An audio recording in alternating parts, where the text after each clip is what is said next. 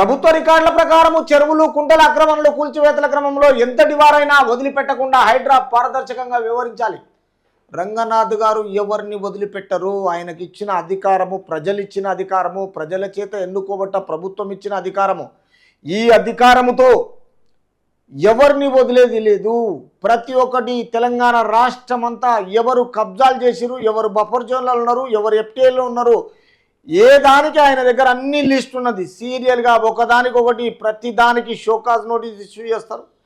ఒకసారి 2 సార్లు చేస్తారు, మూడోసారిగిన దాన్ని డిమాండ్ నోటీస్ ఇష్యూ చేసి బుల్డోజరు పెట్టడమే.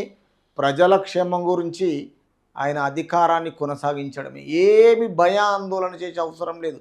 రాష్ట్ర సీఎం ఎవరికైనా ఒకటే అధికారము, అది హీరో అయితేమి జీరో అయితేమి. తర్వాత ప్రజలకు అనుకూలంగా చేసే పని మనము ప్రజలు ఇచ్చిన అధికారాన్ని కొనసాగిద్దామనే రూట్లో నడిపిస్తున్నారు. ఎవరైనా అడ్డొస్తే బుల్డోజర్లను ఎక్కించాలి అంటూ మెదక్ ఎంపీ రఘునందన్ రావు సంచలన వ్యాఖ్యలు చేశారు. రంగారెడ్డి జిల్లా మొయినాబాద్లో జిల్లా పార్టీ అధ్యక్షుడు నరసింహారెడ్డి అధ్యక్షతన నిర్వహించిన భాజపా సభ్యర్థ నమోదు సన్నాహక సమావేశంలో ఆయన మాట్లాడారు. ఎవరు మాట్లాడినా, ఎమ్మెల్యే మాట్లాడినా, ఎంపీ మాట్లాడినా, ఎవరి అనుచరులున్నా, ఎవరికి వియంకులున్నా అది సంబంధం లేని విషయం. ఎవరు అక్రమంగా అనాథరైజ్డ్గా ఇల్లీగల్గా కట్టిన దానికి సరియైన న్యాయము కూల్చడమే. ఇది ప్రజల గురించి, ప్రజలు ఇచ్చిన అధికారం. ఇది రాష్ట్ర సీఎం ఇచ్చింది, దాన్ని ఉపయోగించుకొని ప్రజలకు మేలు చేయాలి. అది ఎవరైనా పర్వాలేదు.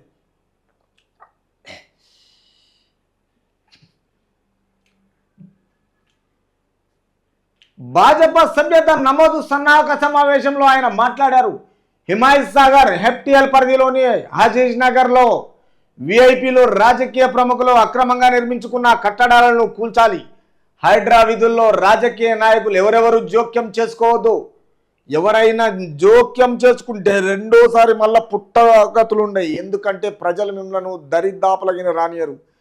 మళ్ళా మీరు ఎక్కడ తిరగలేరు, ఏ ప్రచారానికి వెళ్ళలేరు. వెళ్ళినా మీరు రారు, గెలవరు. రాజుల పైస రాళ్ల పాలైనట్టుగా మీ ఆస్తులు కొలాప్స్ చేస్తారు. బాగా గుర్తుపెట్టుకోండి. ప్రజలు తిరిగబడేటకు ఆ ఛాన్స్ ప్రజలకు ఇవ్వకండి. అక్రమంగా చేసిన దాన్ని న్యాయపరంగా చేయనియండి. దయచేసి ఒకసారి ఆలోచన చేయండి రాష్ట్రం గురించి. మనం ఎక్కడో ఉన్నా మన రాష్ట్రాన్ని డెవలప్ చేసుకొని ఒక ఫస్ట్ మిగులు బడ్జెట్ ఉన్న రాష్ట్రాన్ని ఏదో పార్టీ నాశనం చేసిపోయింది. కాబట్టి తిరిగి మళ్ళా ఆ అధికారాన్ని దక్కించుకొని ప్రజల గురించి మంచి చేయాలని రాష్ట్ర ప్రజలంతా కలిసికట్టుగా ముందు పోయి ఈరోజు కాంగ్రెస్ పార్టీని గెలిపించుకున్నాక ఇట్లాంటి తప్పుడు తడకలు, ఈ తప్పుడు వ్యవహారాలు మొత్తం ఇంకా చేస్తే ఎవరు సహకరించదు. కొందరు రెచ్చగొట్ట వాళ్ళు ఉంటారు, కొందరు బుల్డోజర్ ఎక్కీమని అంటారు. అదంతా అవసరం లేదు. లీగల్గా పోయి మన పని మనం సక్రమంగా చేస్తే చాలు అని కాంగ్రెస్ ముందుకు పోయి ప్రజలను అనుకూలించి ప్రతి విషయంలో ముందుండాలని రాష్ట్ర సీఎం ఇచ్చిన అధికారాన్ని కొనసాగించాలి.